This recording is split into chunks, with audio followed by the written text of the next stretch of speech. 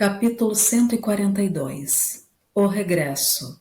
Ora, foi já nesta casa que um dia, estando a vestir-me para almoçar, recebi um cartão com este nome: Ezequiel A. de Santiago. A pessoa está aí? Perguntei ao criado. Sim, senhor. Ficou esperando. Não fui logo. Logo filo esperar uns 10 ou 15 minutos na sala. Só depois é que me lembrou que cumpria ter certo alvoroço e correr abraçá-lo, falar-lhe na mãe. A mãe, creio que ainda não disse que estava morta e enterrada. Estava. Lá repousava na velha Suíça. Acabei de vestir-me às pressas. Quando saí do quarto, com ares de pai, um pai entre manso e crespo, metade Dom Casmurro, ao entrar na sala. Dei com o rapaz de costas, mirando o busto de Massinissa pintado na parede. Vim cauteloso e não fiz rumor. Não obstante, ouviu meus passos e voltou-se depressa. Conhece-me pelos retratos e correu para mim. Não me mexi. Era nem mais nem menos o meu antigo jovem companheiro do seminário de José. Um pouco mais baixo, menos cheio de corpo e salvo as cores que eram vivas. O mesmo rosto do meu amigo. Trajava a moderna naturalmente, e as maneiras eram diferentes, mas o aspecto geral reproduzia a pessoa morta. Era o próprio, o exato, o verdadeiro Escobar. Era o meu comborço. Era o filho de seu pai. Vestia de luto pela mãe. Eu também estava de preto. Sentamo-nos. Papai não faz diferença dos últimos retratos, disse-me ele. A voz era a mesma de Escobar. O sotaque era afrancesado. Expliquei-lhe que realmente pouco diferia do que era, e comecei o interrogatório para ter menos que falar e dominar assim a minha emoção. Mas isto mesmo dava animação à cara dele, e o meu colega do seminário ia ressurgindo cada vez mais do cemitério. Ei-lo aqui, diante de mim, com igual riso e maior respeito. Total, o mesmo obséquio e a mesma graça. Ansiava por ver-me. A mãe falava muito em mim, louvando-me extraordinariamente como o homem mais puro do mundo, o mais digno de ser querido. Morreu bonita, concluiu. Vamos almoçar? Se pensas que o almoço foi amargo, enganas-te. Teve seus minutos de aborrecimento, é verdade. A princípio, doeu-me que Ezequiel não fosse realmente meu filho, que me não completasse e continuasse. Se o rapaz tem saído a mãe, eu acabava crendo tudo, quando que ele parecia haver-me deixado na véspera. Evocava a meninice, cenas e palavras. A ida para o colégio. Papai ainda se lembra quando me levou para o colégio?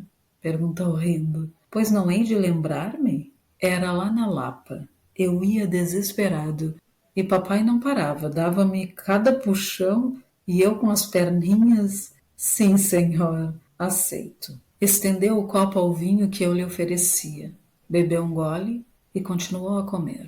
Escobar comia assim também, com a cara metida no prato. Contou-me a vida na Europa, os estudos, particularmente os de arqueologia, que era a sua paixão. Falava da antiguidade com amor. Contava o Egito e os seus milhares de séculos, sem se perder nos algorismos. Tinha a cabeça aritmética do pai. Eu, posto que a ideia da paternidade do outro me estivesse já familiar, não gostava da ressurreição. Às vezes fechava os olhos para não ver gestos nem nada, mas o diabrete falava e ria, e o defunto falava e ria por ele. Não havendo remédio, se não ficar com ele, fiz-me pai deveras.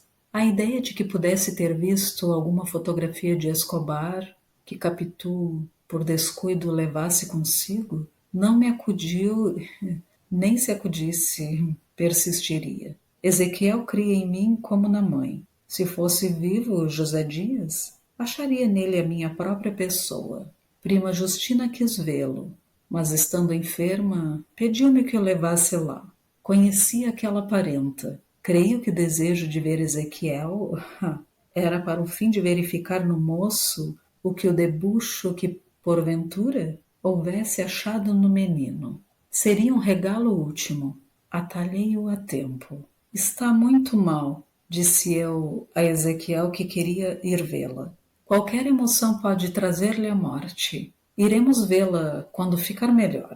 Não fomos. A morte levou-a dentro de poucos dias. Ela descansa no Senhor, ou como quer que seja. Ezequiel viu-lhe a cara no caixão e não a conheceu. Nem podia. Tão outra a fizeram os anos e a morte. No caminho para o cemitério iam-lhe lembrando uma porção de coisas. Alguma rua, alguma torre, um trecho de praia, e era todo alegria. Assim acontecia sempre que voltava para casa, ao final do dia. Contava-me as recordações que ia recebendo das ruas e das casas. Admirava-se que muitas destas fossem as mesmas que ele deixara, como se as casas morressem meninas. Ao cabo de 6 meses, Ezequiel falou-me em uma viagem à Grécia, ao Egito e à Palestina. Viagem científica, promessa feita a alguns amigos. De que sexo? Perguntei rindo. Sorria vexado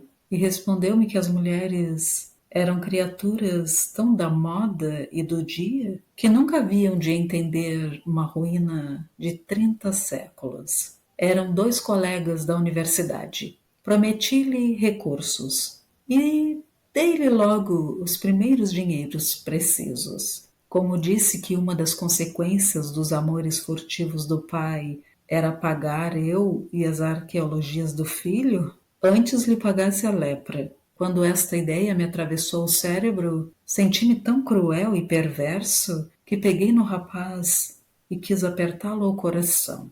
Mas recuei e encarei-o depois, como se faz a um filho de verdade. Os olhos que ele me deitou foram ternos e agradecidos.